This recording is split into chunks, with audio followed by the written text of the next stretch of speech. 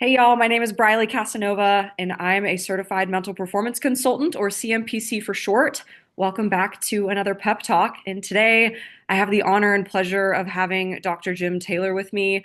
I will let Jim introduce himself because I think you're probably much better at, speaking to your experience, who you are, what you do. So I'll just hand it over to you, Jim. Just tell us about yourself, who you are, what you do, and we'll go from there. Very good, Briley. Great to be with you today. I have to say that I really don't like introducing myself because I sounds like it can come across maybe as bragging, but I will just state the facts, and Yeah, and then your audience can decide whether it's impressive or not, or what have you. sure. We're here for Um, it all. okay, very good. So two paths in introducing myself. One is the professional side. I have a PhD in psychology. I've been working as a mental coach for way more than I care to say, but for a very long time. I've written 18 books. I've been the editor of 5 textbooks. My blog posts have been read by something like 11 million people. Everything I do, I'm driven by a passion to help people. I love sports, I love psychology. Put them together, what do you get? Hopefully a career. And it's gone so far, quite well so far. Yes. On the athletic side, I also work with athletes from junior elites to collegiates to adult athletes to professionals and Olympic gold medalists. So Right. I work across many sports. My athletic life. In my youth, I was an alpine ski racer. I was world ranked. I competed against the best in the world, but my little saying about my ski racing career was that I competed against the best in the world, but they weren't worried about me. Um, but my experience as a ski racer helped me find sports psychology, and which has been my passion and my direction of and meaning in my career. So I'm very appreciative of those experiences. After that, in college, I started studying karate. I became a second degree black belt in karate, tournament fighter, which was incredibly psychological because there's nothing more elemental than facing somebody who's trying to beat you up. Yeah. Yeah. And then I got into endurance sports. I ran a bunch of marathons. I went under 3 hours twice, which is sort of a standard of being pretty good but not great. And then I got into triathlon, where I've done 2 Ironmans, many 70.3s. Mm. And then I took some time off. I transitioned to shorter course. And in the last few years, I'm a two-time national triathlon champion and a three-time world championship medalist. Wow. And that also, I'm driven by a passion for the sport. I love pushing myself. I love practicing what I preach. And I'm also my first guinea pig to see if anything that I talk to athletes about actually works on Yeah. me. So it's a fun experience being able to combine what I love athletically with what I love professionally. Yeah. I love that. And I think as practitioners in the mental performance space, I wish I saw more of that, like practicing what we preach, doing what we would tell our athletes to actually do. I find that interesting how I think that's missing sometimes. So the Well, fact that you combine that is amazing. yeah. Well, you have to be realistic. Not everybody in our field or anywhere can be a world-class athlete. Sure, sure. And there are many outstanding consultants who weren't elite athletes.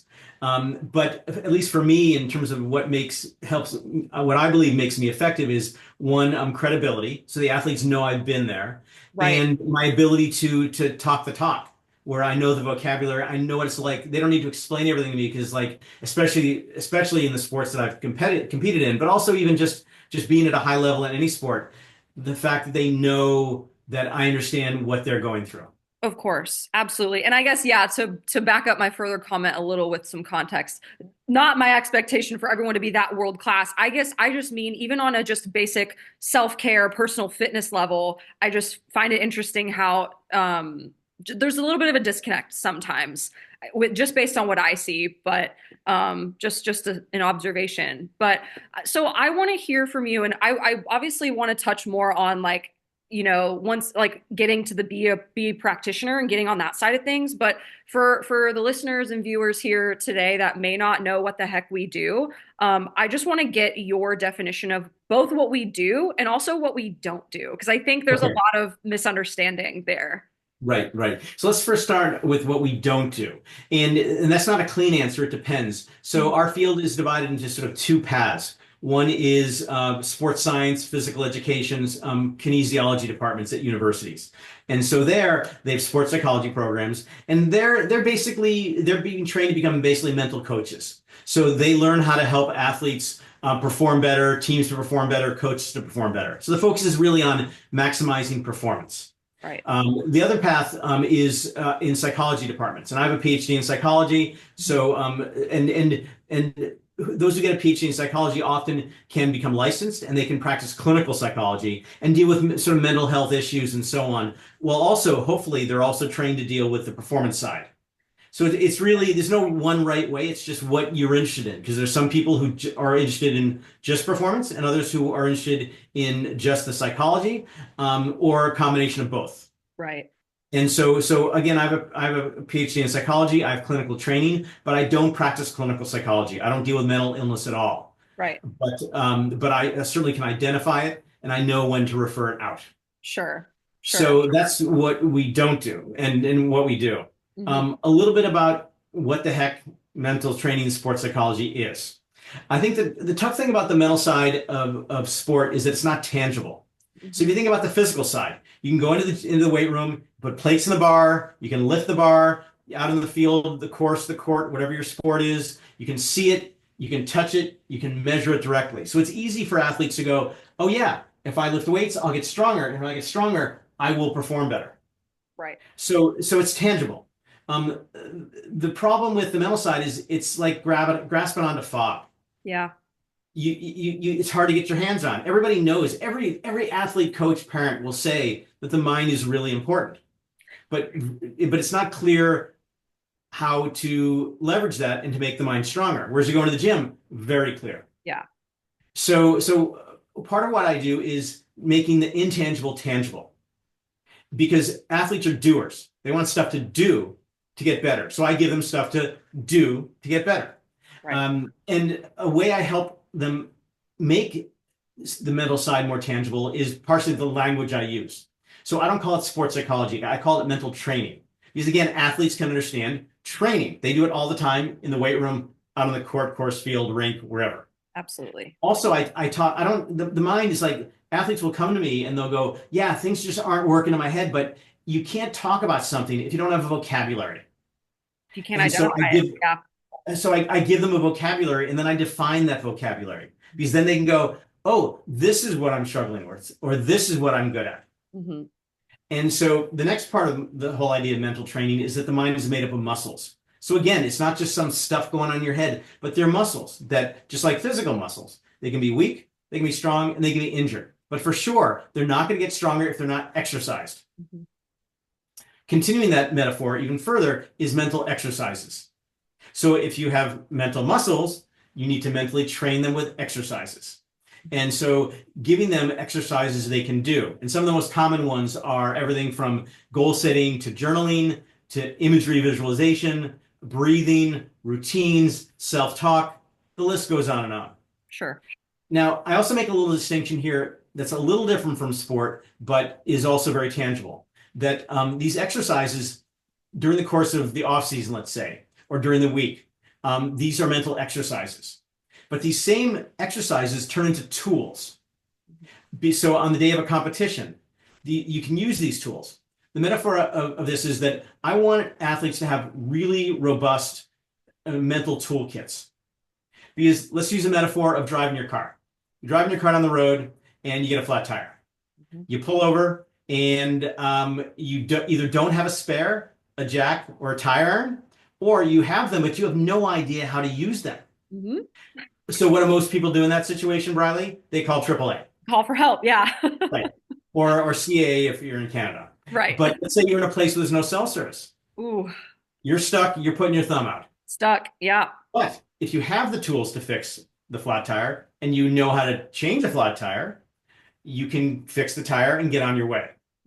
So this is not auto maintenance class. This is a metaphor. Yes. And so sports and life are full of flat tires. So it's not a matter whether you have them, you're gonna have them. Right. If you have the tools to fix them. So for example, before a competition, you're nervous, pull out the relaxation tool. You have doubts, pull out the confidence tool. You're getting distracted, pull out the focusing tool. Again, everybody can relate to tools. People have picked up a hammer or a screwdriver. You can touch it, you can see it, you know how to use it. Yep. So that is one part of my work. The other part of my work is, oh, one last thing Sure.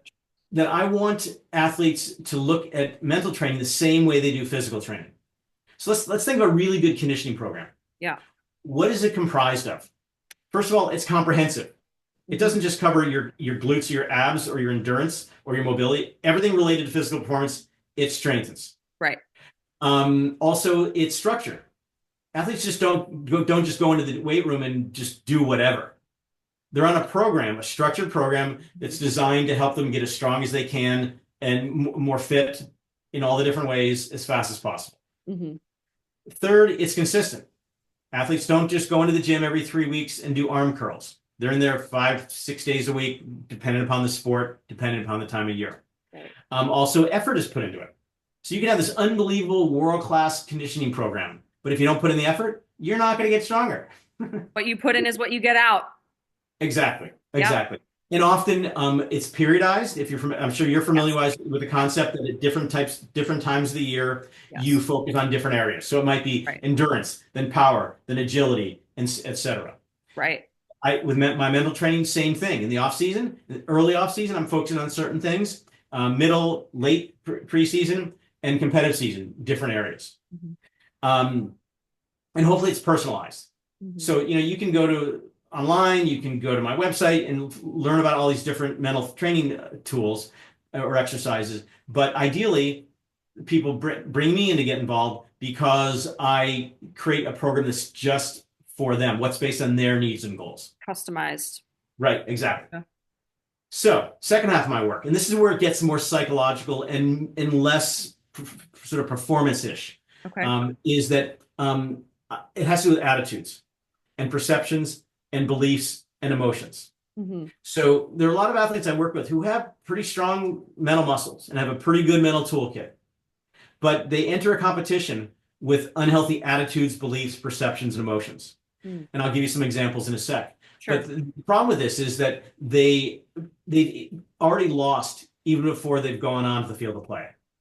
Right. So examples of unhealthy attitudes, overinvestment, where their self-identity, their self-esteem, their goals are too connected with results, such that when they go to compete, it's almost like they're putting their life on the line. Mm. Now, I don't mean their physical life, although yes, injuries occur, and sadly, on rare occasions in some sports, people die. But it's Right. more like their psychological and emotional lives on the line Yeah. if they fail.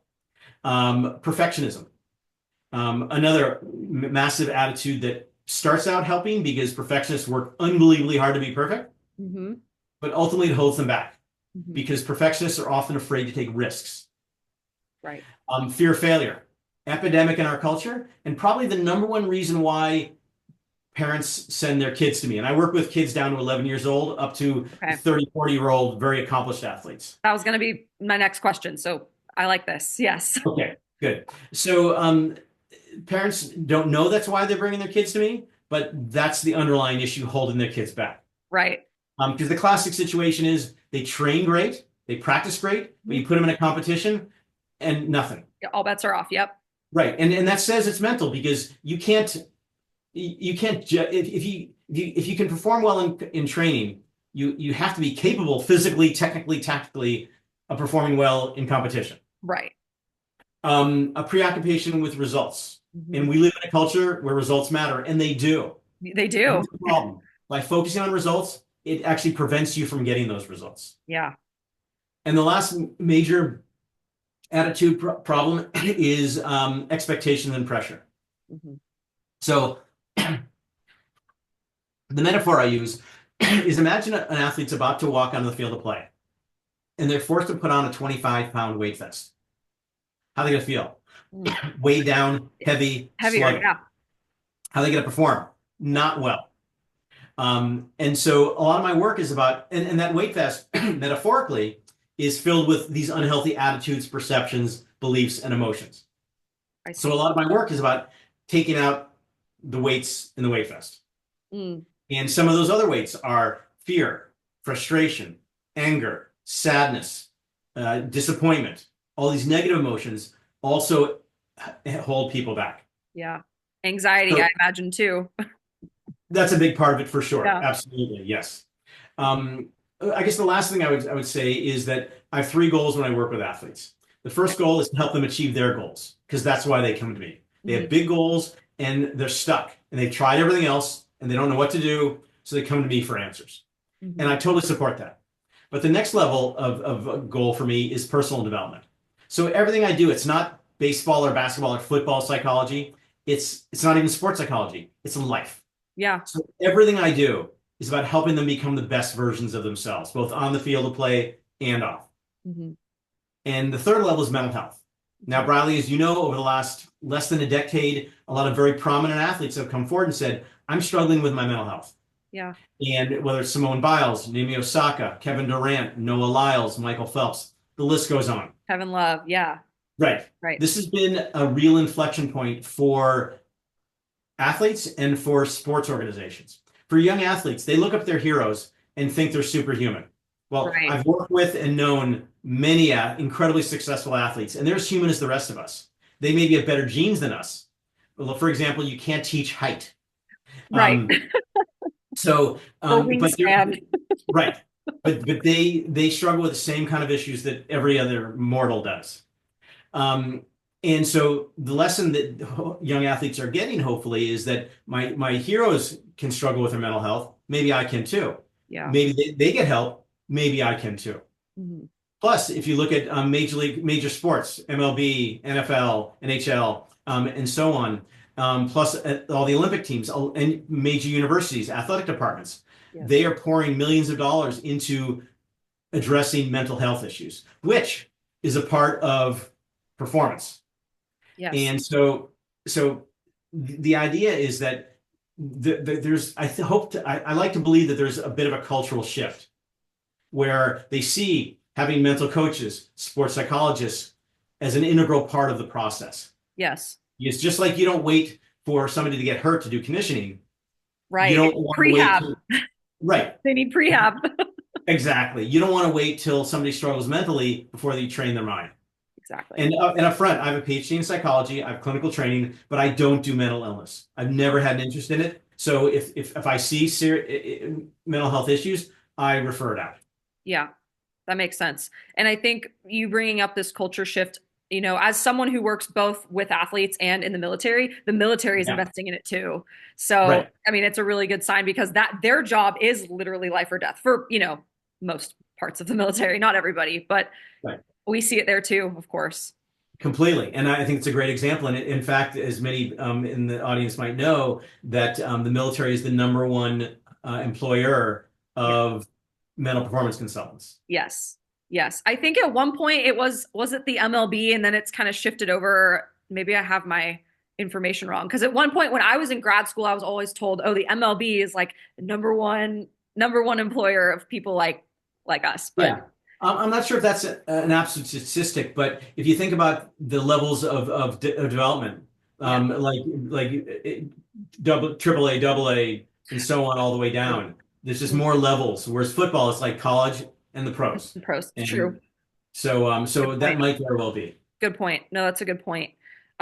So in kind of in this vein of discussion, what do you think are some common misconceptions about us as practitioners in our field at large? And I guess maybe speaking to just like the parents of young athletes, or maybe there's an athlete out there listening to this and we want to kind of help them shop around for the right person. Just what are some misconceptions that you notice? Yeah, unfortunately, the field of mental coaching and sports psychology is not regulated. Hmm. Like to call yourself a psychologist, you have to be licensed in a state by their board of what's called board of examiners. But Right. anybody can call themselves a mental coach. Sure. And in psychology, what how competence is defined is based on education, training, and experience. Hmm. And the fact is, though, that there's up until recently, when CPMC, when Certified Mental Performance Consultants came about through this organization that we both belong to, you could just watch YouTube videos, you could read some books and call yourself a mental performance consultant. Yeah. And but now the certification has power because it basically says this person is qualified. They have the education, training, and experience. Because it Right. requires a graduate degree. It requires experience and training under a supervisor. Hmm. And so I encourage people who are interested in finding somebody, do a search for certified mental consultant, Okay. performance consultant, and a website will come up, and you can look for people that way. The Uh, registry. the registry of Right. consultants, exactly, and find Okay. people in your area and the areas in which they're trained and what sports they have experience in, that sort of thing. Okay. Yeah, that makes sense. And kind of tying, this element of online, our world is now, we live on the internet. Everybody lives on the internet, whether for better, for worse, whatever. But so what, I'm kind of setting you up for something, a second question, but I want to hear from you. What role do you see technology playing in our field and why?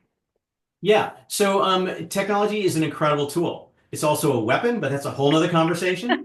And Yes. what's interesting is that I've been doing what in psychology is called telehealth, Mhm. what you could remote consulting since long before COVID came along. So there used to be this company called Skype, and actually I just read that Microsoft Yes. is ending it. Yeah, And I read because that too. obviously Skype missed the COVID train. Yeah. And, but for probably 20 years, I've been using Skype because I see very few people in my local geographical area. I have clients all over the world. And so what it's done for us is that it's opened the world to be our audience rather than just where we are locally. Yeah. And so I think in many ways it's a wonderful thing because I work with somebody in Saudi Arabia, in Bangkok, in all over Europe, South America, and I found that group work remotely, I don't find that effective. Yeah. But one-on-one, I develop great relationships with athletes, with people who I'll never meet in person, amazingly enough. Right.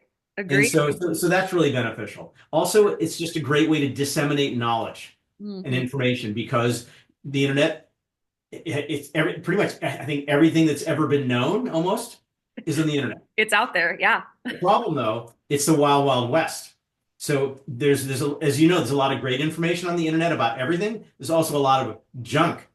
And the metaphor I've been using lately is that let's say you're thirsty, you want to drink a water, so you get a cup of water, Mm.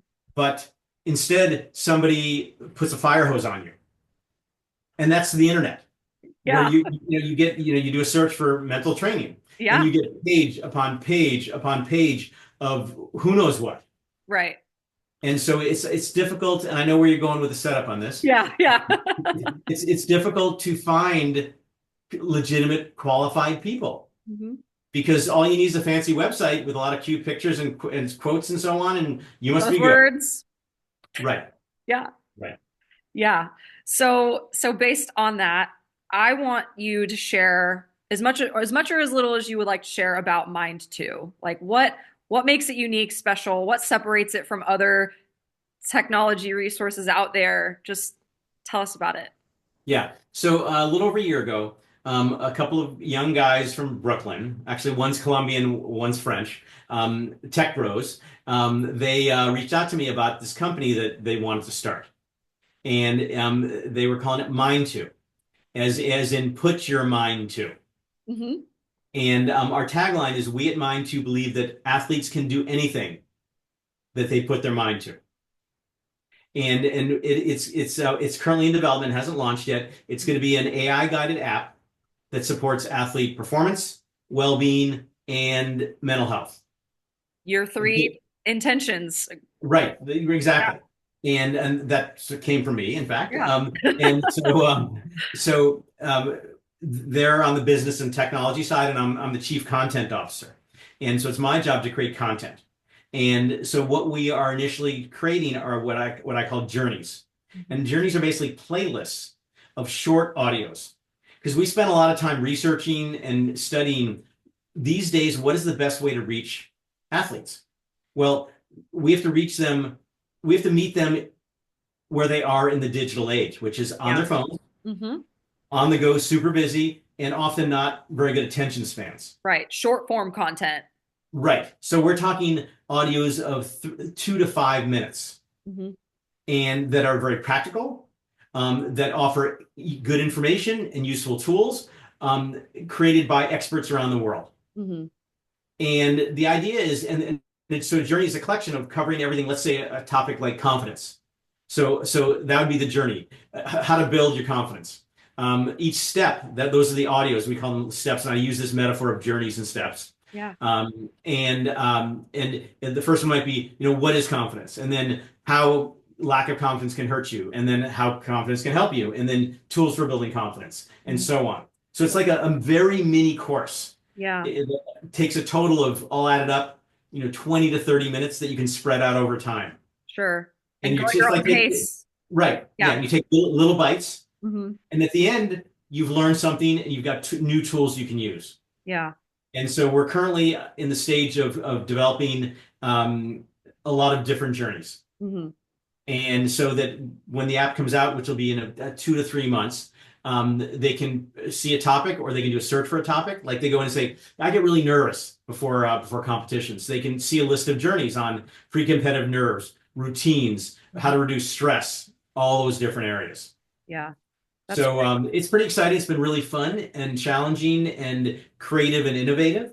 And for anybody who knows technology, most startups fail. But I wouldn't be doing this and committing so much time if I didn't think this one had a shot. Right. Yeah. If you So didn't believe in it, you wouldn't be putting the time in. exactly, Yeah. exactly. So hopefully in a couple of months we'll start getting some information about whether it actually works. Yeah. Yeah. And one follow up on that based on what you were saying about the journeys and the steps. When I hear, kind of the process behind that, I always get curious. So in terms of a target audience, who does this cater to? What age, what level or experience level of sport? Is this open to business people as well? Non-athletes, other performers? Tell me more about your goal there. Yeah, initially we're focusing on athletes, Okay. and because they're the greater numbers, we're focusing on young athletes. Mm, So between, I don't know, 11 and 21, something like that. okay. Because just as an example, we're starting off with a focus in soccer because the two other co-founders have some contacts in MLS, Major League Soccer, and some big clubs in Europe. Okay. And so, for example, in AYSO, which is the Association of Youth Sports Organizations, or American Youth Soccer Association. That's it. There's something like 50,000 clubs. Wow. So there's a lot of people, potential audience. So Yeah. it's for athletes.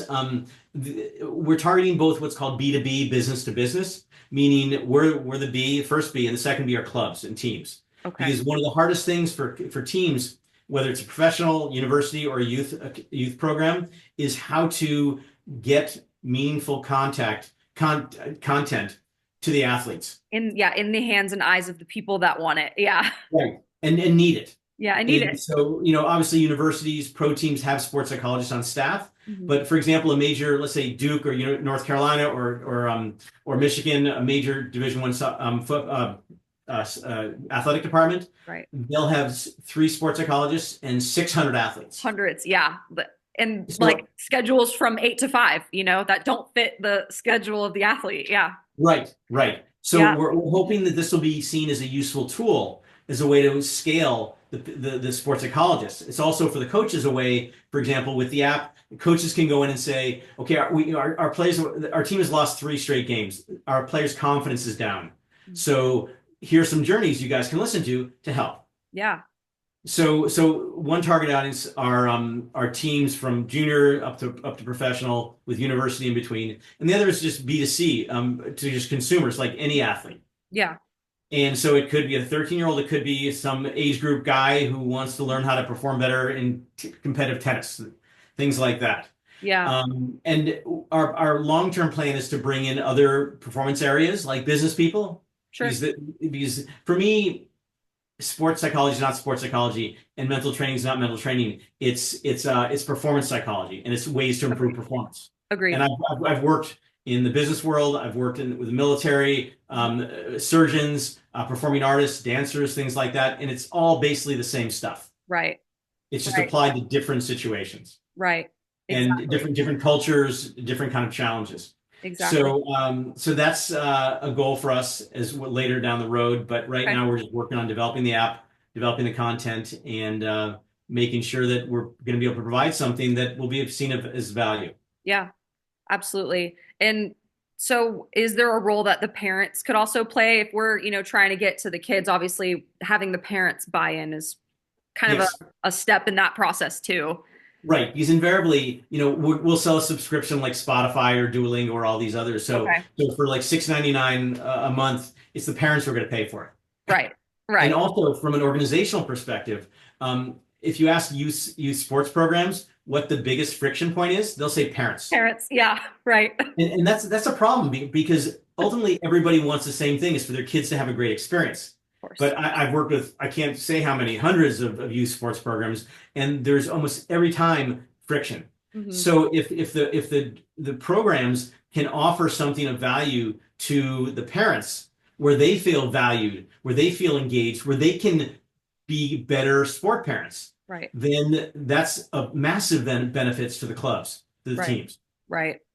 Right. Everybody wins, at the end of the day, if the parents or the friction there is reduced, if the coaches are bought in and they know where to direct the athlete and the athlete knows exactly what to do to get to the next step, everybody benefits. So, Absolutely. And another content area we're going to begin in the next month or two is Parent Channel, where okay. where we'll Love create that. journeys. We'll create journeys on how to be the best sport parent you can be. Okay. That I was And curious about that. yeah, and I've written a book on the topic, and I give parent talks, sport parent talks all the time, and parents love this stuff. Yeah. And Yeah. they love to see that their kids are learning about this stuff now Right. because I was talking to an adult client about this just today that actually I was talking to some parents about their kid and that we all as we develop as human beings have challenges but it's better to meet those challenges when you're 17 than when you're 57 Yeah. because it's not as baked in. And so parents want their kids to become the best versions of themselves. Yes, they want to help them achieve their sports goals, and of course, they want them to be mentally healthy. Of course, of course. And I think sometimes, I don't know if maybe you necessarily agree with this, but something I notice, and maybe this is just me being in the world of gymnastics specifically, so I'm a little biased on this, but speaking to the parent lens, I think once you equip them with a lot of these tools and, potential steps and journeys that you talk about, I think parents find that they actually have to do less instead of doing more. It's more about Right. pulling back and holding back and reining it in rather than doing more for the athlete or Right. the parent. Absolutely. Yeah. So, Because we want young athletes to own their sports participation. mhm. And I say this jokingly, but also with a little bit of seriousness that, again, I've worked with a huge number of parents over the years and given talks to them and so on. And the way I put it is that the vast majority of parents are well-intentioned. They want what's best Of for their kids. course, of course. Some are misguided and a Sure. few are mentally ill. And Happens. and for those, you can't do anything about those, Right. probably. Right. But most parents, if there's no instruction manual on being a parent or a sport parent, so they just start making it up. And Sure. so if you tell them what to do, the vast majority of parents will do everything they can to do the right thing. Yes. And that just Very opens up the receptive. world for kids. Yeah. Yes. Yeah. I find them to be very receptive as kind of like what you were just saying. Absolutely. Cool. So, thank you for kind of answering this first block of questions that I had for you. I do want to transition now that we kind of understand more about what is and what is not mental performance or performance psychology. I want to hear more just personally from you about how you made it and like what we could tell grad students, kids, people that want to, take over our spots one day in the field. So I just want to hear how are you making it? I guess I shouldn't say how did you make it because you're still making it. So how are you making it and to what do you owe that success? Yeah, boy, that's a huge question. It's one I've thought about a lot, and I have to say I don't have all the answers, but I have some ideas. Great. And first of all, there are certain qualities you need because not everybody is cut out to be a mental performance consultant or a sports psychologist because it's a small business Hmm. and there's no security. And so there are paid jobs like working for the military, working for an athletic department, but they're very few. And so you're basically an entrepreneur, and the product you're selling is you. So without patting myself on the back, you have to be pretty darn intelligent. Pat You have to yourself be, on the back, Jim. You can do that here. thank you. You can do that here. You have to be very creative and innovative because I was saying that if you do what everybody, if you want to do what everybody else does, do what everybody else does. And so if you want to separate yourself, distinguish yourself, you have to do different things. Hmm. And not everybody's cut out for that.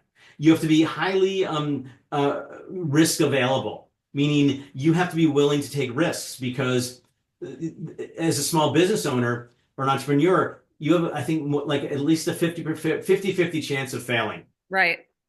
And so the odds are not in your favor in this field. No. But I don't think I'm so special that I'm the only one who can do it.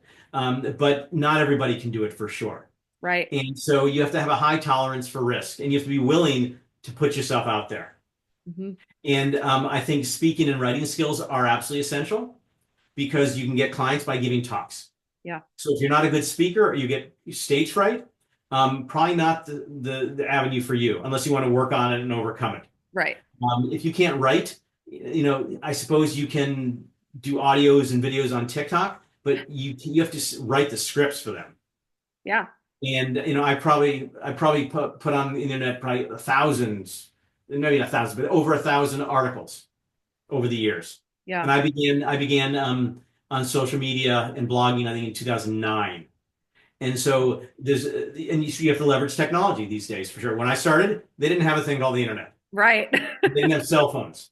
And so I was limited to my local geographic area or my network. Hmm. And by the way, this brings up, let me put off technology for a second and talk Sure. about networks, Yeah. is that it helps if you already have a network. So I was, as I said, a world ranked alpine ski racer. Hmm. So I was well known. People all around the country, the coaches, the directors, the kids, they knew me. Yeah. Your And so name is out there. yes. And so I was able to, after I got my doctorate and started practicing, I was able to send letters out. They didn't have email back then, and or call people up and Right. say, "Hey, come and give a talk to your program." Yeah. And so that network gave me an in. Yeah. The warm And working intro. with, yeah, working with ski races has been probably, for a while it was probably 70-80% of my practice. Now it's maybe less than half. Okay. But it's always there because, again, patting myself on the back, I'm sort of the go-to guy Yeah. because there's not a lot of other people who have that combination of elite ski racing experience and the sports psychology mental training experience. Right. So if you have if you've competed at any kind of level or coached at any level, then you can use that credibility plus the connections to get in the door. Right. Right. Um, okay, these days, of course, like I said, everything's about technology. And so, blogging, being on social media is really important. Having what's called a high SEO, search engine optimization. Hmm. And I never went out trying to get it, but when you publish hundreds upon hundreds and thousands of articles, you get it. And And books. Yeah. I'm amazed the number of prospective clients who find me by doing a search. Yeah. So they'll type in mental training, ski racing, or triathlon, or whatever. Right. And I come up, I've had a number of people say, I did this search and you came up number one. Yeah. And I'm like, that's crazy. And because Wild. the nice thing about the internet is your audience goes from your local community to the world. The whole world. But the problem is your competition goes from a local community to the world. Right. And if you do a search, and I do it periodically just to see what's out there, and there's Yeah. all these, Apex Consulting and Pinnacle Performance and all these different names of consulting firms and things like that, people who are doing this, and they all look the same. Hmm. And so it's about distinguishing yourself. It's about setting yourself apart. It's about identifying what makes you unique. Right. And part of my brand, obviously, is my athletic background. Yeah. And And to your this day, name. I mean, it's your name too. Like, that's another interesting thing. So, most consultants out there come up with some sort of like inspirational name. yeah. And I don't necessarily have anything against that, but I'm not selling mental training. I'm not selling sports psychology. I'm selling Dr. Jim Taylor. Right. So when people come to me, they're not looking for a sports psychologist. They're They're looking looking for Dr. Jim Taylor. yeah. And if they can afford me, they're going to hire me. Yeah. And so, and I don't say that to make it sound like I'm all that, but that's simply what the world has communicated to me. Right. And so that's the challenge. And it takes time, it takes persistence. I jokingly say that the way to become successful in our field is to have family, money, or a partner who will support you. But I will say I think that's very true and something that no one in my, short time of doing this has up until meeting you, no one has been honest enough or authentic enough to actually say that out loud. And I really appreciate that truth there. I mean, it's like, I mean, why are we also so afraid to talk about genetics in sports too? Like, They matter. why are we so scared? Right. I For don't sure. understand. Well, it's because we can't do anything about it. Sure, the Right. lack So, of I might have the best hook shot in the world, but if I'm not 7 feet tall or a woman's 6'6", I'm not playing in the paint in the NBA or the WNBA. right. In any case, so it's really figuring out how can you distinguish yourself. Mhm. And then, and by the way, I didn't come from family money. I don't have a spouse that makes a lot of money. So, but something I always had this fundamental faith that good things would happen. Mm. And I just kept at it. And there was a point where I was like, almost the point where I was like, I need to find something else to do. I was gonna ask if there was a time you ever wanted to quit or give up or stop or transition into something else. Yeah, Yeah. yeah. Well, early in my career, after I got my doctorate, I taught at a local college, taught tennis, and started to build reach out to my network, build things up. But then I was offered a faculty position in Hmm. Florida. Hmm. So for 5 years, I was a professor. Okay. And so I got a steady paycheck, and I started to build my practice a little bit. But no offense to people who live in Florida, but it's not my kind of place. I like mountains and snow and so on. So I left. And but the dean of the program, we had a great relationship. So he said, "Look, I'll give you two-year leave of absence, and if you want to come back after 2 years, you can come back." So I moved to Colorado, and I started building my practice, and I got to the point where it was like 4 or 5 months before that 2 years was up, and I was not making enough money. Mm. Yeah. And so I emailed him and I said, I'm going to come back.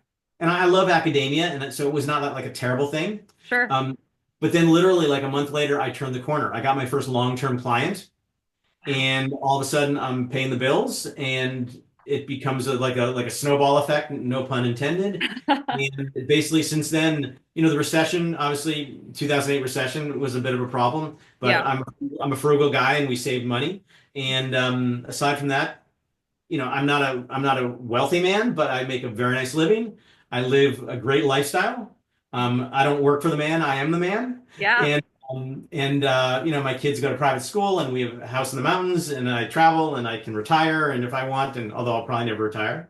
And so, as I define it, have had and am still having a really successful career, and not defined by just wealth, but partially, I will admit that just being a part of our culture, I define success partially by, am I able to make a living and support my family and live the lifestyle? Yes. But more than anything else, is just helping people do something I love to do. Mark Mhm. Twain said famously, find something you love to do and you'll never work a day in your life. Right. I feel that way. I still Right. can't wait to get up and go to work. So is And it safe to say you're happy? Are you happy? yeah, yeah, I mean, I'm human, so I have my challenges, but Yeah. I have a lot of control over my life. I have no real stressors. I'm healthy, I'm active, my kids are healthy, Great. I have freedom. So I'm a pretty happy guy. Yeah. Sounds like a very fulfilling purpose you have and it's being met. Yes. One thing I learned very early in my life was that I wanted to have independence, and Mm. I wanted to shape my life in a way that was consistent with my values. Yeah. And so my values where I wanted to help people. Mhm. I wanted my freedom. And so I've been able to do that. Yeah. It sounds like you can have both, I think. You can have both, but Yeah. it's difficult, just like starving artists. Everybody wants to There be an is. incredible artist or an actor, but it's hard to make a living at it. Now, I've been able to find something that I love to do that I have been able to make. Again, I'm not in private equity, I'm not in venture capital, but those are like what are called golden handcuffs, Yes. where yeah, they work hard. I mean, so they make a lot of money, but there's a price to pay. Sure. There always is. There always And is. I didn't want to pay that price. I wanted to be able to take my kids to school every morning and pick them up at the end of the day and be able to not work if I didn't feel like it. And I always feel like it, but I have the option. Yeah. It's the freedom of choice. No, Right, absolutely. There that's right. that's a pro as well. For sure, for sure. Yeah. Well, so maybe to slightly shift gears because obviously, we're talking about success. We're talking about, the great things that come with, this path and this journey in this field. But again, as little or as much as you'd like to share, I want to hear what mistakes have you made in your career, and what did you learn from those mistakes, just so we can share that Yeah. with the grad students out there possibly listening to this. Yeah. So this is a bit of a personal question because I Mhm, haven't had any major failures in my mhm, life, in my career. mhm, One was I wasn't hired back at a university in Colorado.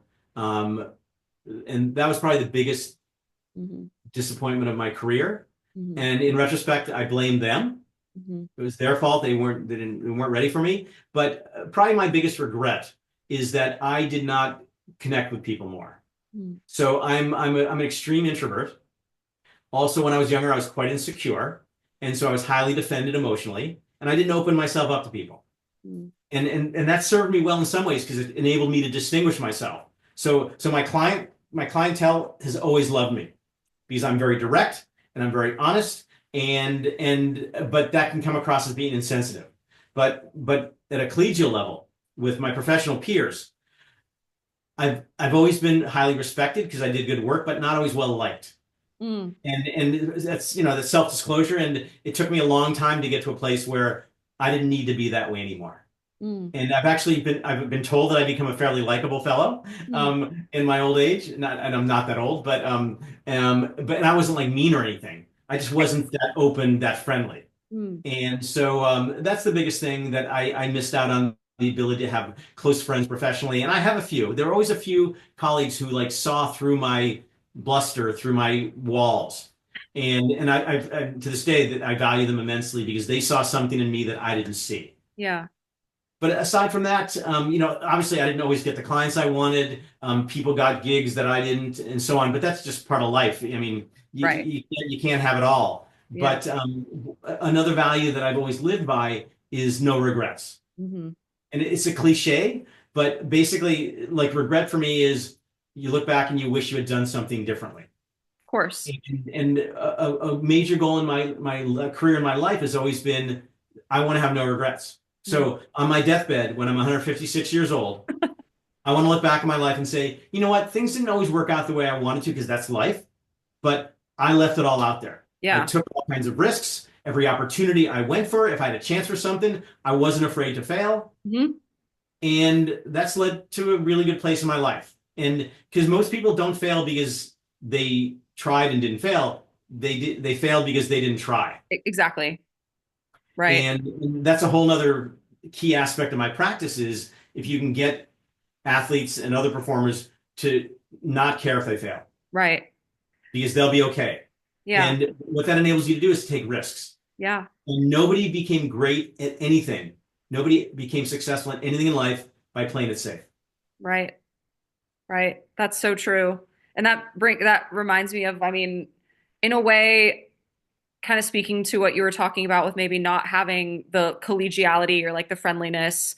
Um, but that I feel like that's something that you can turn around, like Right. that's not something that like, oh, you only had this one chance to do it and you didn't Right. and it's over. Like clearly we can grow and develop and change and adjust. And so, Right. yeah, no, Yeah. but I appreciate your candor, your honesty, especially someone like me where I identify with that sense of introversion, but I've had to train myself to kind of get out of it because I've learned that if I stay too in here, like if I stay too in myself, I don't get what I want. And Yeah. that, like that's no fun. And like you Right. have to kind of you choose your hard, right? You choose Right. your hard and you risk either not being liked, like the route you kind of maybe initially went, but clearly it's kind of worked out for you. So, Well, yes, no, take and that for what you will. on balance, that's the one thing that I would change if I could. But I Sure. also accept that we're human and we have different trajectories, Yes. and it took me longer to figure it out, but I think I figured it out, and now I'm developing some great relationships professionally as well as Great. just in relationships with people in my life. It's life. Yeah. No, that's great. Well, and for the sake of time and I think a way to kind of round out our chat today, this has been wonderful. But my last question for now is what, if anything, do you wish someone else told you or maybe warned you about as you were starting out in this career? If you had like a predecessor, a mentor, or someone that you really looked up to, what do you wish that they maybe told you early? Yeah. Just if you have a passion for it and you believe in yourself, is just keep at it. Mm, And again, that doesn't guarantee that you're going to make it because sometimes there are different paths you can't go down. sure. But this goes back to no regrets is like at least you try. I mean, just like being an athlete. I mean, Right. as a ski racer, when I was young, I wanted to be the best ski racer in the world. And I failed. Mm, I wasn't. But that doesn't make me a failure because I reached a level that nobody thought I would reach, including myself. And then when I decided that it was time to move on, I took everything I learned as an athlete and applied it to my career. mm. And all the cliches, being motivated, determined, resilient, confident, dealing with stress, being able to focus, bounce back from setbacks, all that stuff. All of it. And so it's just like, but you have to go all in. This is a theme that I've been with a couple of my clients who just aren't quite able to go all in. Is like you're not going to be truly successful unless you just go all in, which means accept that you might fail. Yeah. We have to, yeah, like there's an element of letting go. Like you have to let go and like know what to cling to and know what to let go of. Like the Right, constant like competing commitments that can right. get really messy and complicated Yeah. fast. And the fact is that your only chance of being successful is to let go, go all in. Oh, yeah. But when you do, you might fail and you might not have an excuse. And Right. that's hard. That's hard. Right. Yeah. And in many ways that gets at the core of a lot of the work I do, which is a whole Yeah. other conversation. But Sure. Of course. I kind of distill that into, I think I heard like a financial person say this recently, but like the choose your hard, like winning and losing are both hard, but would you rather like, or even striving for winning is hard, but like, would you rather at least say that you tried and still right. fail and accept that, or just not try at all and then you've kind of written the story yourself? But anyway, yeah, I think that's a great place to land. But yeah, I guess before I do my usual closeout, where can the people find you? You're obviously your SEO is phenomenal, but like where can I direct people to you? And of course, I'll put everything in the description of this too. But yeah, what would you like to share about your contact info, your website, Mindto, all of that?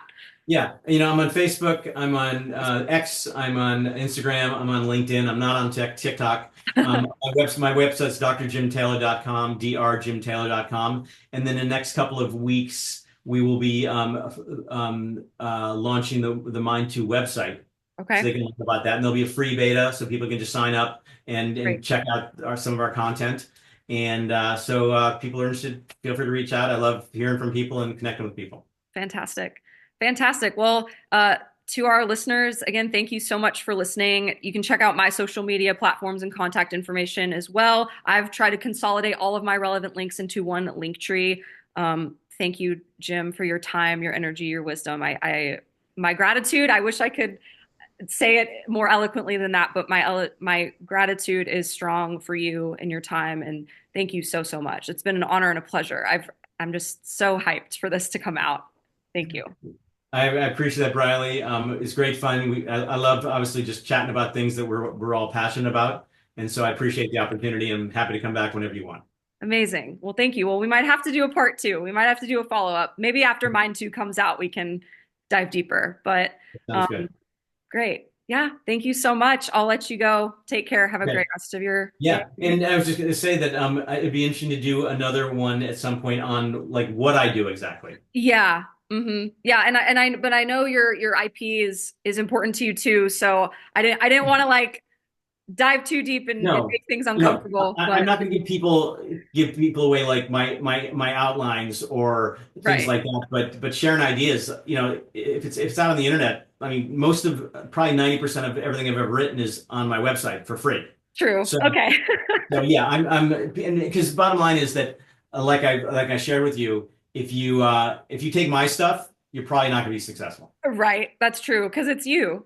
Right, It's exactly. you at the end Right. of the day. So Yeah, for yeah, sure. that's such a good point. Well, yeah, then in that case, we'll have to set up a follow-up and we'll ask different questions. But I Yeah. think this was a good tool just to share with it. I don't know. I really think about the young grad student or even the undergrad or just the young athlete who knows the value of what we do and they want to get in the space, Yeah. but they just want to understand it more. I mean, hearing it straight from the horse's mouth is just like, I think the best way Nice. to go. So And have you? I think you should put this on the lit two listservs. yeah, I will. I will. I was Yeah, gonna ask and confirm if that's okay with you to do that. So absolutely. Yeah, yeah. okay, And when you get it all set up, I'll post it on my social media as well. amazing. Sounds great. Well, Okay. thank you. That's All very right, Bradley. kind of Good you. stuff. Just be in touch. Yeah, sounds great. Thank you. Bye bye. Bye bye.